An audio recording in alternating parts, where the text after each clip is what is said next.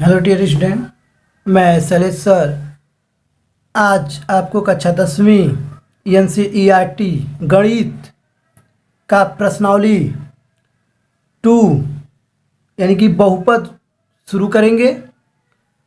और इसे शुरू करने से पहले हम आपको कुछ बेसिक बातें बता देते हैं। जैसा कि आपने पिछले वीडियो में देखा, बहुपद किसे कहते हैं, बहुपद कितने प्रकार के होते हैं, बहुपद के शून्य क्या होते हैं। आज यहाँ हम देखेंगे ग्राफ द्वारा किसी भी बहुपद के शून्य को कैसे निकालते हैं। जैसा कि आप देख रहे हैं, ग्राफ द्वारा शून्यकों की संख्या ज्ञात करना, यानी किसी भी बहुपद का ग्राफ के माध्यम से हम शून्य कैसे पता करते हैं। तो इसके लिए आपको करना क्या होता है कि आप उस ग्राफ को देखेंगे, जो भी ग्राफ आपको दिया गया। जैसे कि हमने यहाँ दो ग्राफ लिया हुआ है, यह XH है और यह YH है, और इस पर एक ग्राफ बना हुआ है, किसी बहुपद का एक ग्राफ है। उसी तरह यहाँ भी XH है, YH है और एक ग्राफ बना हुआ है, ऐसे में करके एक ग्राफ है किसी बहुपद का। तो इनका शून्य कैसे हम ज्ञात करते हैं? तो यदि बहुपद x के रूप में दिया हुआ होता है तो वहाँ हम करते क्या हैं, यानी कि जब चर राशि x के रूप में होती है तो करते क्या हैं, हमें यह देखना कि जो हमारा ग्राफ दिया हुआ है वह x अक्ष को किन किन बिंदुओं पे काट रहा है। यानी कि वह x अक्ष को जिन जिन बिंदुओं पर काटता है वही उसके शून्यक होते हैं। तो जैसे हमने एक ग्राफ ले लिया है, यहाँ पे आपको दिख रहा होगा। अगर पूछा जाए इस ग्राफ में शून्यकों की संख्या कितनी है, यानी कि इसमें शून्य कितने होंगे इस ग्राफ के लिए, इस बहुपद के ग्राफ के लिए, तो आप क्या बताएंगे? मान लीजिए इस ग्राफ को हमने लिख दिया y बराबर P ऑफ x, यानी कि x के रूप का है, यानी कि x के फॉर्म में बहुपद है। तो हमें देखना है कि यह ग्राफ x अक्ष को कितने बिंदु पे काट रहा है। तो आप देख रहे हैं कि यहाँ पे यह काट रहा है, बस x अक्ष को यह ग्राफ सिर्फ और सिर्फ एक पॉइंट पे काट रहा है, और कहीं x अक्ष पे कट रहा है? नहीं कट रहा है, यानी कि एक पॉइंट पे कट रहा है। तो इसकी लिखेंगे शून्यकों की जो संख्या होगी, वो शून्यकों की संख्या इसके लिए कितनी होगी? एक होगी। यही होगा, यानी जितने बिंदुओं काटेगा वही क्या होगा, उसके शून्यकों की संख्या। यानी कि एक बिंदु पे काटा है, इसके लिए शून्यकों की संख्या एक हो गया। उसी तरह मान लें ये भी हमारा जो बहुपद है वह x के फॉर्म का है, y बराबर px के रूप का है। तो अगर इसके लिए पूछा जाए इसकी शून्यकों की संख्या कितनी है, तो आप देख लीजिए कि ये x अक्ष को कितने बिंदु पे काट रहा है। तो आप देखेंगे यहाँ x अक्ष को एक बिंदु यहाँ पे काट रहा है और x अक्ष को यहाँ पे भी काटा, यानी कि एक एक दो बिंदु काट रहा है। तो इसके लिए जो शून्यकों की संख्या होगी वो कितनी होगी? 2 होगी। तो चलिए इस बात को देख लेते हैं, इसलिए हमने आपको लिख भी दिया है इसके लिए। यानी कि ग्राफ द्वारा शून्य ज्ञात करने के लिए हमें देखना होता है कि ग्राफ x अक्ष को कितनी जगहों पर काटता है। जबकि हमारा बहुपद किस रूप में हो, x के फॉर्म में हो, x चर राशि के रूप में होगा, तो x अक्ष को देखा जाएगा कितने जगहों पर काटता है, वही उस ग्राफ के शून्यक कहलाते हैं। ये हो गया। तो लिख देते हैं इसके कितने शून्यक हैं, इसके भी कितने शून्यक हैं। तो इस तरह से हमने लिख दिया। यहाँ पे शून्यकों की संख्या 1 क्योंकि यह एक बिंदु पे काटा, यहाँ पे शून्यकों की संख्या 2 क्योंकि यह 2 बिंदु पर काटा। इसी तरह अगले भी कुछ और ग्राफ को देख लेते हैं। चलिए अब देखेंगे हमारे पास फिर नीचे 2 ग्राफ दिया हुआ है। इस ग्राफ को भी हम y बराबर दिखाएंगे किससे? P ऑफ x के, यानी कि x के रूप का है। अब इसमें यदि पूछा जाए शून्यकों की संख्या, तो यह x अक्ष है, तो यह क्या x अक्ष को यह ग्राफ कहीं काट रहा है? कहीं नहीं काट रहा है। यानी कि लिखेंगे इसके लिए जो शून्यकों की संख्या होगी, यहाँ लिख देंगे शून्यकों की संख्या क्या हो जाएगी? कहीं नहीं काट रहा है, इसलिए इसके लिए शून्यकों की संख्या क्या होगी? 0। अगर इस ग्राफ की बात कर लें तो इस ग्राफ ए भी हमारा किस रूप का है? y बराबर P ऑफ x के रूप का, यानी कि x के रूप का है। अब इसमें यह कितने जगह पे x अक्ष को काट रहा है? एक जगह यहाँ, एक यहाँ काटा है, 2 और एक यहाँ काटा है। तो यहाँ पे लिखेंगे जो शून्यकों की संख्या होगी, यानी कि शून्यकों की संख्या बराबर कितना हो जाएगा? 3। तो इस तरह से आप समझ गए होंगे कि अब ग्राफ द्वारा शून्यकों की संख्या हम कैसे ज्ञात करते हैं। तो चलिए अब चलते हैं अपने NCERT किताब के प्रश्नावली 2 में।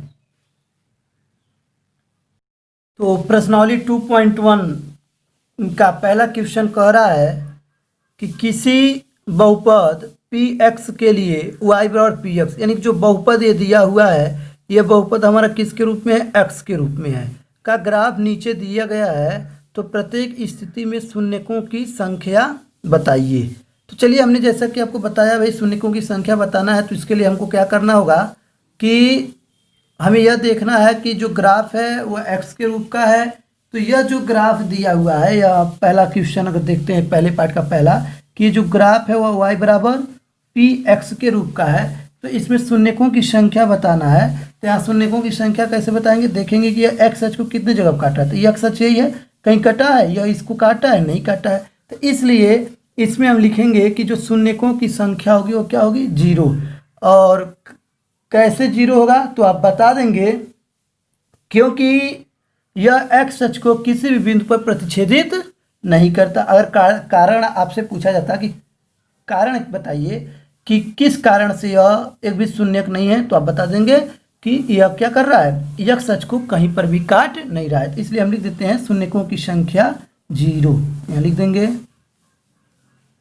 शून्यकों की संख्या 0। अब इसके अगर दूसरे में आते हैं, तो दूसरे में अगर देखा जाए तो ये भी हमारा जो ग्राफ होगा वो y बराबर पी एक्स के रूप का होगा। तो यहाँ पे शून्यकों की संख्या क्या, यह एक्स अक्ष को यहाँ पे एक बिंदु पे काट रहा है, तो यहाँ लिख देंगे शून्यकों की संख्या 1। क्या हो जाएगा, शून्यकों की संख्या 1। जब किसी बहुपद में शून्यकों की संख्या क्या है, 1, यानी कि बहुपद 1 है, यानी कि घात क्या होगा भाई, जो शून्यकों की संख्या होती है वो बहुपद के घात को बताता है।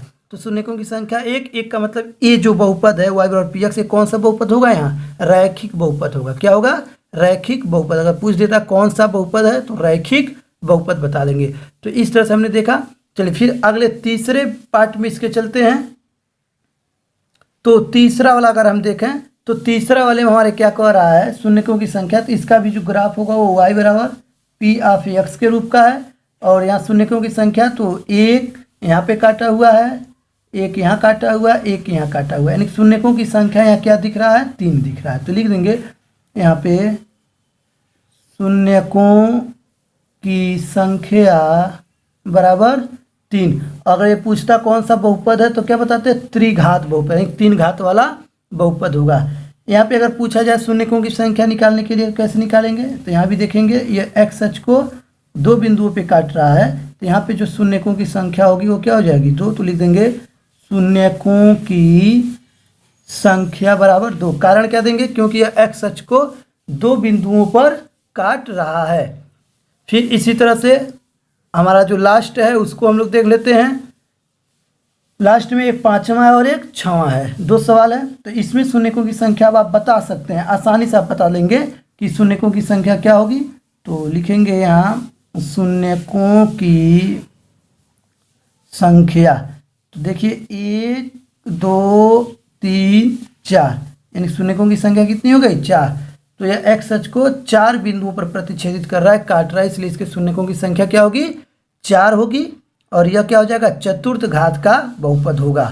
अब अगर हम इसमें शून्यकों की संख्या की बात करें लास्ट वाले में कि इसके शून्यकों की संख्या कितनी होगी, तो अगर इसकी बात किया जाए तो देखा जाए कहाँ कहाँ पे होता है। तो एक यहाँ पे प्रतिच्छेदित कर रहा है, एक बिंदु यह हो गया 2 और एक बिंदु यह हो गया 3। तो लिख देंगे शून्यकों की संख्या,